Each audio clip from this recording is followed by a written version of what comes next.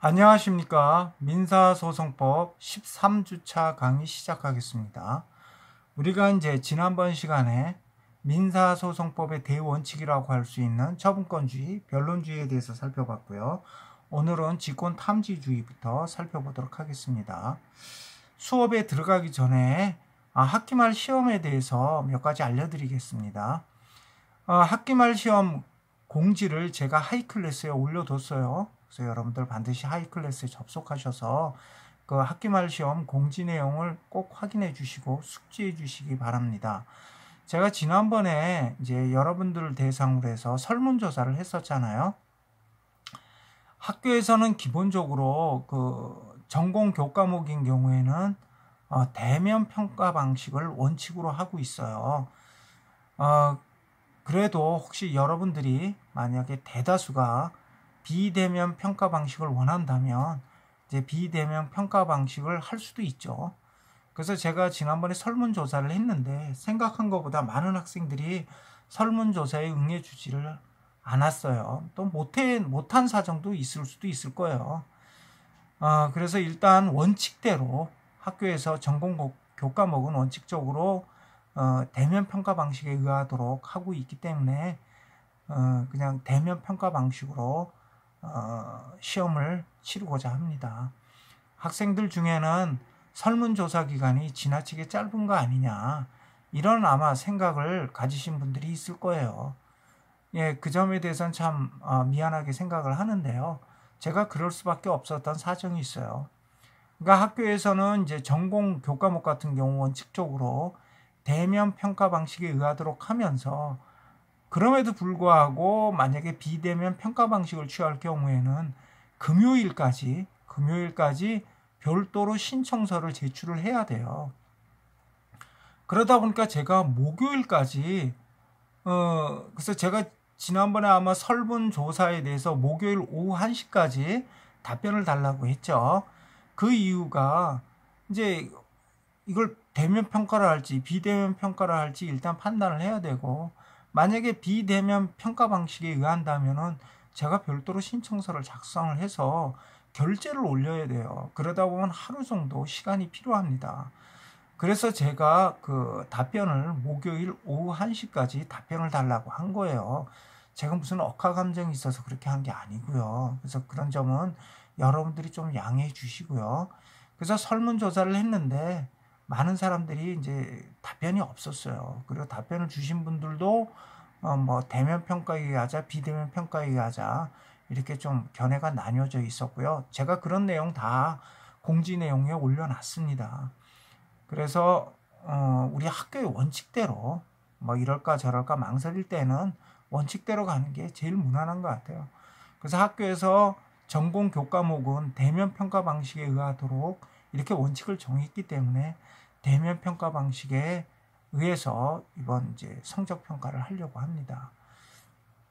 제가 그 학기말 시험 공지에도 올려놨지만 시험 일시와 장소는 그 7월 2일 목요일 우리 수업 시간에 그 해당 강의실 613호 강의실이에요. 거기서 시험을 보려고 합니다. 그래서 여러분들은 그 시간을 꼭 지켜주시기 바랍니다. 그리고 혹시 뭐 발열 등 무슨 몸이 좋지 않은 이상 증세가 있는 학생의 경우에는 제가 그 학기말 공지 거기에서도 제가 거기에서도 제가 설명을 해놨는데 강의 자료실에 제가 대면 평가 응시가 어렵다라는 신청서 서식을 올려놨어요. 그래서 여러분들이 그 서식을 작성해서 제출을 해 주십시오. 대면 평가가 어려우신 분들은. 그래서 그런 학생들에 대해서는 추후 별도로 평가를 통해서 성적을 산정하도록 하겠습니다. 그래서 하여튼 뭐 지금 다들 어려운 상황이고요. 조금 이제 많이 혼란스럽습니다. 그래도 일단 하여튼 대면 평가 방식으로 해서 시험을 보기로 정했고요. 그래서 하여튼 여러분들 이제 시험 공부 좀 잘 하시고 학기말 잘 마무리하셔서 다들 시험 잘 보시기 바랄게요. 그리고 뭐 이번 시험 같은 경우 시험 범위가 상당히 넓습니다. 그래서 제가 시험은 가급적이면 난이도를 좀 쉽게 출제를 하려고 해요. 그리고 제가 지금 여기서 수업 시간에 언급한 내용, 이 교과서 다 읽으려고 그러면 양이 엄청 많거든요. 제가 수업 시간에 언급한 내용을 중심으로 해서 이렇게 큰 줄기 위주로 공부를 하시면 아마 크게 지장은 없을 거예요. 하여튼 최선을 다해서 준비를 해주시고, 어려운 상황이지만, 그래서 이번 한 학기 하여튼 잘 마무리하시기 바라겠습니다. 자, 직권탐지주의 한번 보죠. 직권탐지주의. 자, 직권탐지주의는 변론주의에 이제 대응한 그런 개념이죠. 우리가 이제 소송에서 주도권을 당사자에게 준 게 이제 당사자주의, 법원이 갖는 게 직권주의라고 그랬잖아요. 그래서 심판 대상에 있어서 당사자주의가 구현된 게 우리가 처분권주의라고 그랬죠. 그리고 그때 심판 대상에 있어서 직권주의가 직권조사주의라고 그랬잖아요. 그러니까 심판 대상, 심판의 대상을 무엇으로 할 것인가에 대해서 당사자의 처분에 맡기는 것, 처분권주의. 법원이 직권으로 심판 대상을 선정해서 조사할 수 있는 것, 직권조사주의.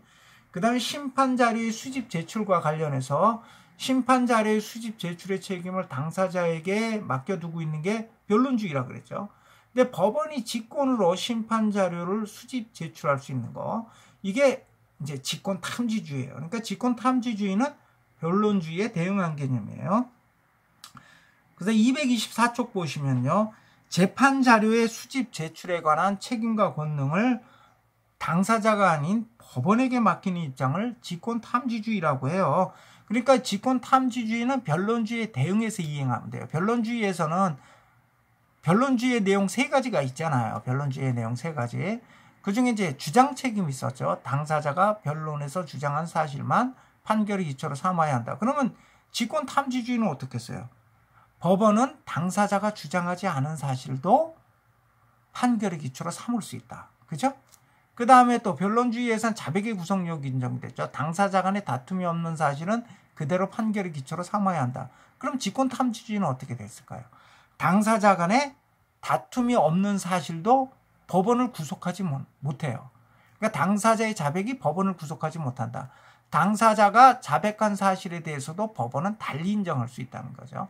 그 다음에 3번째, 그 변론주의의 내용이 뭐예요? 당사자가 신청한 증거에 대해서 증거조사해야 되고 직권증거조사가 금지된다는 거였잖아요. 근데 직권탐지주의는 법원이 직권으로 증거조사를 할 수 있다. 이게 이제 직권탐지주의의 내용이 되는 거죠. 서로 대응된 거니까. 그럼 이와 같은 직권탐지주의가 적용되는 사항에는 무엇이 있는가? 225쪽 한번 보시면요, 공익적 성격이 강하고 그 효력이 제3자에게도 미치는 그런 성질의 사항이 이제 직권탐지주의가 적용된다. 그래서 직권탐지주의가 적용되는 사항으로는 재판권의 존재, 민사재판권이 미치는지 여부, 그 다음에 재심 사유가 존재하는지 여부, 그 다음에 당사자의 실제 여부, 전속관할, 이거 굉장히 공익적 성격들이 강한 거죠. 그 다음에 경험 법칙이나 관습법, 외국법의 존재, 이런 건 사실은 원래 법률 판단은 뭐예요? 법원의 정권사항이죠. 그죠? 법률을 해석 적용하는 것은 법률 전문가인 판사가 알아서 하는 거예요. 정권사항인데, 경험 법칙이나 관습법, 외국법도 뭐예요? 법원이 될 수 있죠. 그죠? 법원이 될 수가 있는데, 사실 이 경우에는 뭐 일반적인 경험 법칙이야 판사도 알겠지만, 어떤 특수한 분야에 있어서 특수한 경험칙 같은 경우는 판사가 모를 수가 있어요. 자, 이런 경우에는 어떤 증명 책임 이런 게 이제 문제될 수 있죠. 이런 경우에는. 그래서 이때는 이런 경험 법칙이라든지 관습법, 외국법에 대해서 우리가 이제 실제 소송 실무에서는 자기에게 유리한 어떤 경험칙을 주장한다든지 관습법의 적용을 주장하는 사람들이 그런 당사 측에서 이게 뭐 적극적으로 주장하고 증명하겠지만 법원이 직권으로 증거조사를 해서 채택할 수도 있다는 거예요. 그래서 이런 경우가 바로 직권탐지주의가 적용되는 경우다. 다음에 227쪽 직권조사주의 한번 보시죠.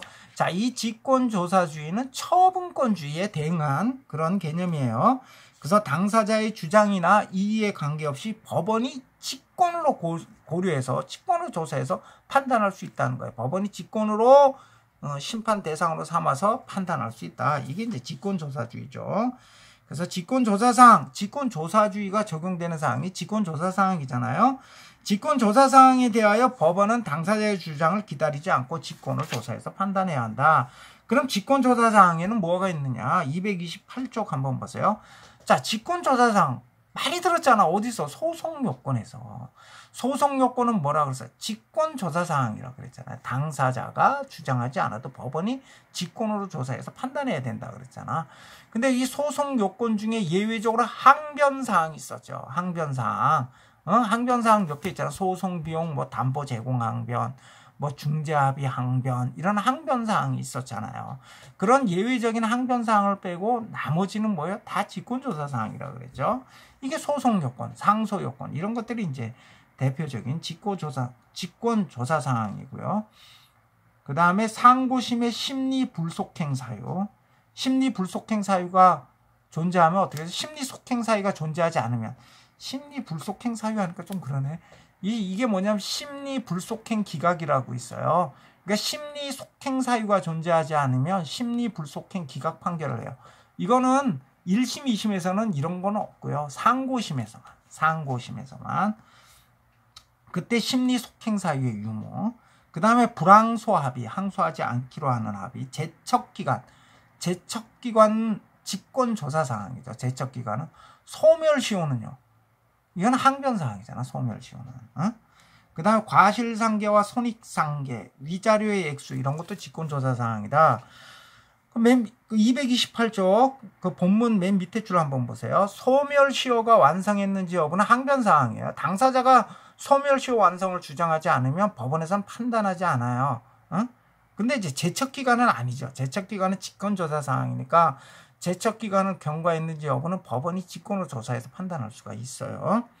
이렇게 소멸시효의 완성 여부는 항변사항인데 소멸시효 기간이 얼마인지는 법원의 직권조사사항이다. 소멸시효 기간이 얼마인지 여부. 예를 들어 일반적인 채권의 소멸시효 기간은 10년이잖아요.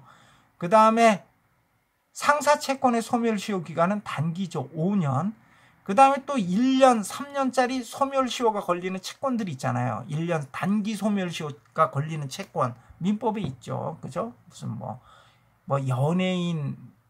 연예인의 채권, 그 다음에 무슨 식당 가서, 아니면 식당이나 여관 같은 데 가서 음식을 먹고 또는 숙박을 하고, 숙박비 채권, 음식비 채권, 이런 것들은 1년이죠. 1년에 걸리죠. 도급 채권은 3년이죠. 그죠? 도급 채권은 3년.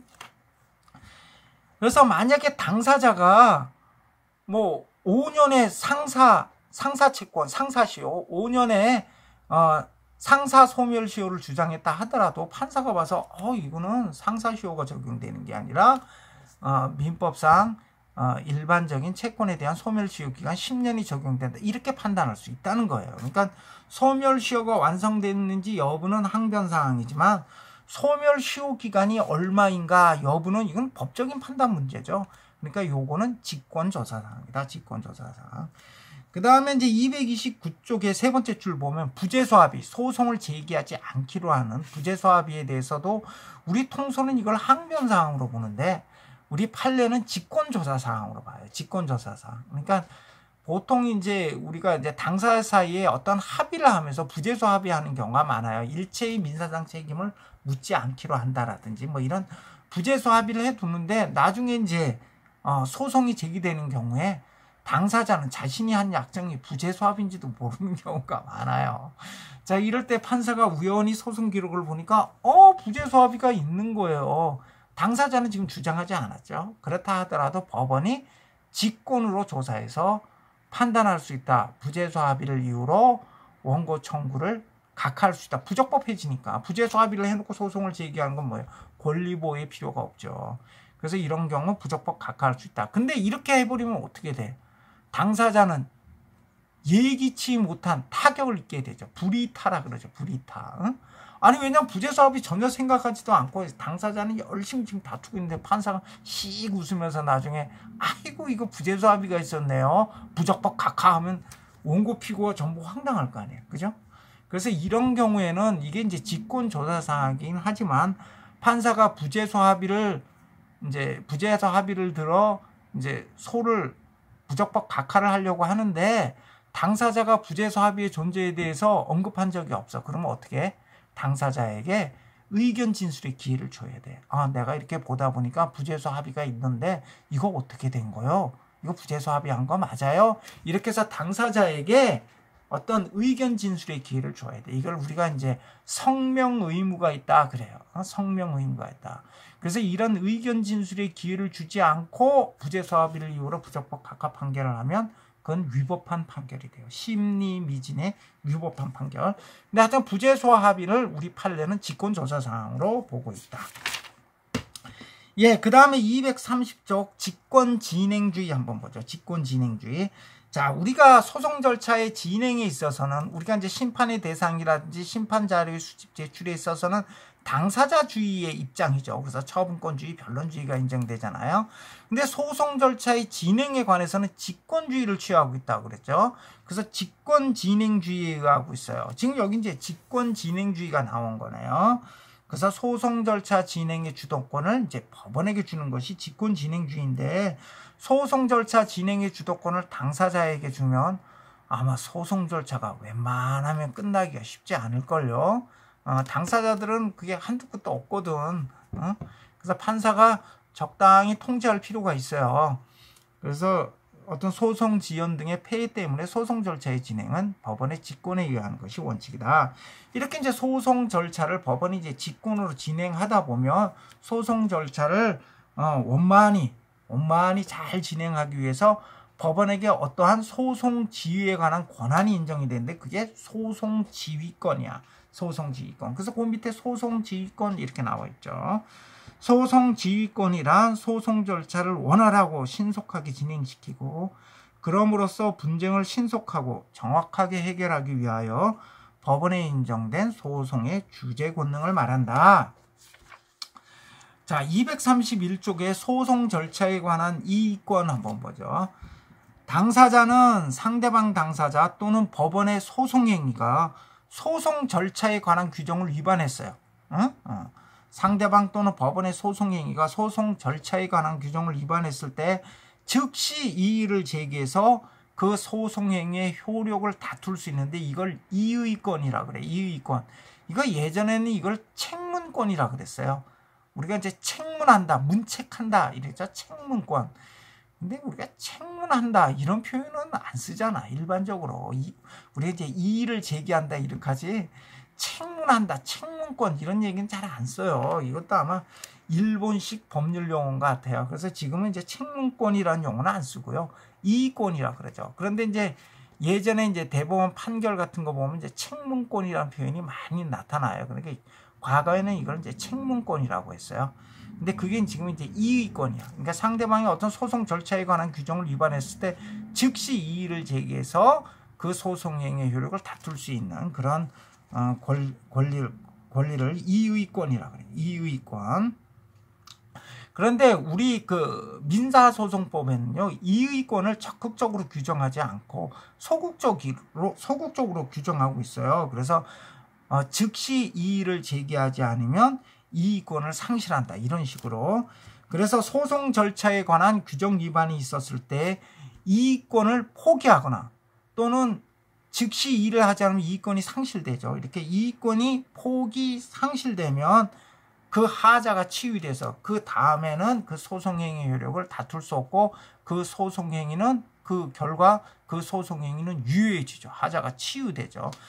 이게 이제 이의권이야. 그러니까 소송 절차에 관한 규정이 있을 때 이의를 제기해서 소송행위의 효력을 소멸시킬 수가 있는데 이때 즉시 이의를 하지 않으면 이의권을 포기 상실한 것으로 돼서 그 다음에는 그 소송행위의 효력을 다툴 수 없고 결과적으로 그 소송행위의 하자가 치유돼서 유효해진다. 요게 이제 소송 절차에 관한 이의권의 법리죠. 자, 적용 범위 한번 보죠. 소송 절차에 관한 규정 위반이 있었을 때 적용이 돼요. 어떤 소송 행위의 내용이라든지 소송상 주장의 당부에 관한 규정 위반은 이의권의 대상이 되지 않아요. 근데 소송 절차에 관한 규정에는 임의 규정이 있고 강행 규정이 있죠. 그죠? 임의 규정, 강행 규정. 그 다음에 또 훈시 규정이라는 게 있어요. 훈시 규정. 이 중에서 그 이의권의 대상이 되는 건 임의 규정이에요. 소송 절차에 관한 임의 규정 위반이 있었을 때 이게 이제 이의권의 대상이 되는 거죠. 강행 규정은 어떻게 돼? 강행 규정은 당사자의 의사를 불문하고 강행 규정에 위반되면 강행 규정은 당사자의 의사에 불문하고 적용되는 거잖아. 그래서 강행 규정에 위반된 경우에는 그 소송 행위는 당연히 무효예요. 그 소송 행위는 무효고 그건 이의권의 대상이 되지 않아. 뭐 이의를 제기하지 않았다고 하자가 치유돼서 유효해지지 않아요. 강행 규정에 위반된 경우에는. 그러니까 소송 절차에 관한 규정 중 강행 규정 위반은 이의권의 대상이 되지 않아.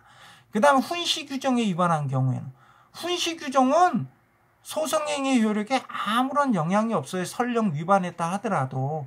그러니까 훈시 규정에 위반된 경우에는 뭐 이의를 제기하고 말고 할 필요도 없어요. 뭐 훈시 규정이 위반됐다고 해서 무슨 소송행위가 효력을 상실하는 건 아니니까. 그러다 보니까 이의권의 대상이 되는 건 소송 절차에 관한 규정 중 임의 규정 위반의 경우에만 이의권의 대상이 되고 강행 규정 위반이라든지 훈시 규정 위반의 경우에는 이의권의 대상이 되지 않는다. 자, 그러면 여기서 그 강행 규정의 예를 먼저 소개해놨네. 그럼 231쪽에 밑에서 하나, 둘, 셋, 네 번째 줄 한번 보세요. 상소기관의 기산점이 되는 판결 정본의 송달에 관한 하자. 이게 이제 판결 정본을 송달받고 이제 판결이 선고가 되면요. 판결 정본이 당사자에게 송달이 돼요. 그럼 당사자는 판결 정본을 송달받고 14일 이내에 상소를 제기해야 돼. 응? 그러니까 이 14일, 상소기간 14일, 이건 뭐예요? 불변기간이에요. 불변기간. 이 상소기간 14일은 불변기간이에요. 그런데 이 불변기간의 기산점이 되는 판결 정본이 송달된 때서부터 14일이잖아. 그런데 이런 불변기간의 기산점, 불변기간인 상소기간의 기산점이 되는 판결 정본 송달에 관한 하자는 이거는 이의권의 포기 상실로 치유될 수 있는 게 아니에요. 치유될 수 있는 게 아니야. 그러니까 이 불변기간의 준수에 관한 규정은 뭐야? 강행 규정이야. 강행 규정. 그러니까 상소기간의 기산점이 되는 판결 정본 송달에 관한 하자는 당사자가 이의하지 않았다고 유효해지지 않는다는 거예요.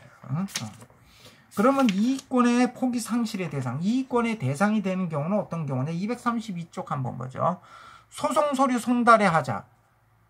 이의권의 대상이 돼요. 근데 뭐는 아니라고 내가 지금 그것 때문에 지금 이 앞에서 다시 설명한 거야. 상소기간의 기산점이 되는 판결 정본 송달의 하자는 이의권의 대상이 아니야. 그런데 그걸 뺀 나머지 소송 서류 송달의 하자. 예를 들어서 무슨 변론기일 통지서를 송달받지 못했다든지 이런 하자 있죠.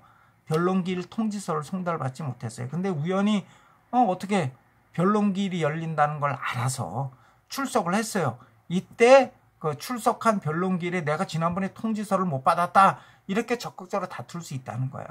그런데 출석했는데 어차피 내가 변론기일에 출석했으면 되지 이러면서 그냥 그대로 변론하고 변론기일을 마쳤어요. 그러면 어떻게 돼? 그 다음 기일에 가서 다툴 수 없다는 거예요. 왜냐하면 이의권을 포기 상실한 것으로 돼서.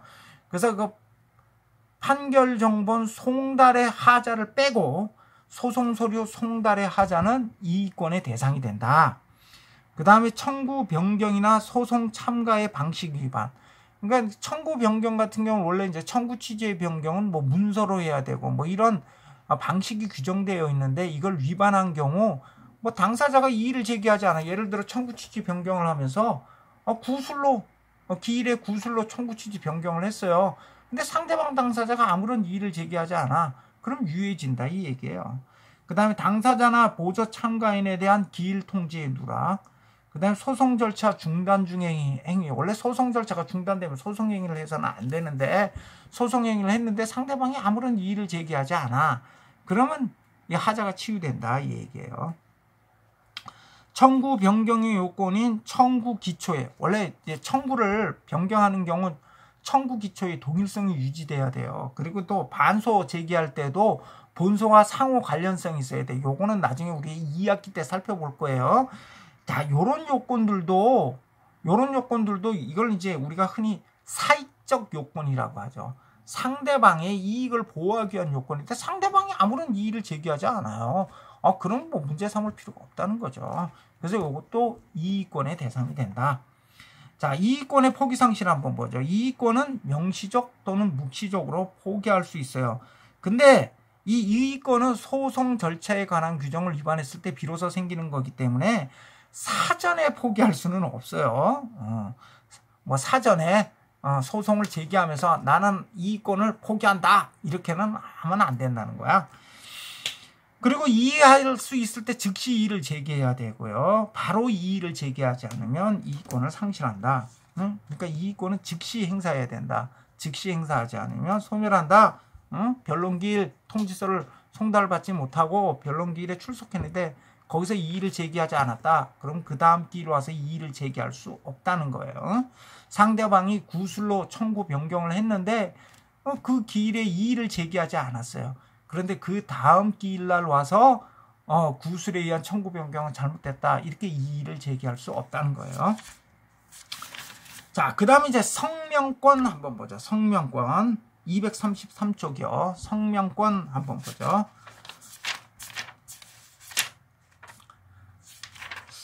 잠깐 지금